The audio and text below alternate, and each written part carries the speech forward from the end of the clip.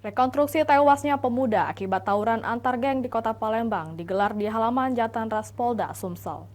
Dalam adegan diperagakan keenam pelaku menghajar korban menggunakan kayu, pedang, dan celurit. Ironisnya, para pelaku terus menyerang walau korban sudah tak berdaya.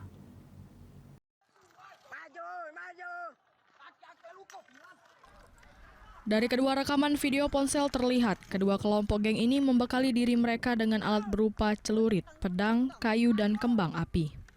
Aksi tawuran terjadi pada 14 Oktober lalu sekitar pukul 4 subuh di kawasan Rumah Susun, Jalan Radial, Kelurahan 26 Ilir, Kecamatan Ilir Barat 1, Palembang.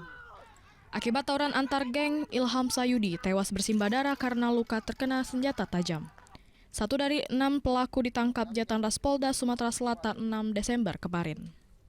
Kennedy alias Keken, inisial KN 17 tahun, KN warga Tangga Takat 16 Ulu, Kecamatan Seberang Ulu 2, Palembang, diamankan bersama barang bukti senjata tajam pedang yang digunakan sewaktu membacok korban. Dalam rekonstruksi pelaku, KN membacok belakang korban yang sudah tak berdaya menggunakan pedang. Sebelumnya korban terlebih dahulu terkena celurit pelaku EJK yang kini DPO.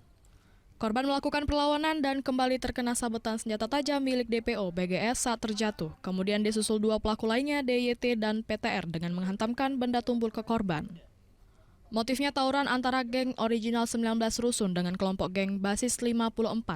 Seperti biasa, kedua kelompok menyepakati tawuran di media sosial. Mereka bertemu dengan mempersiapkan senjata tajam.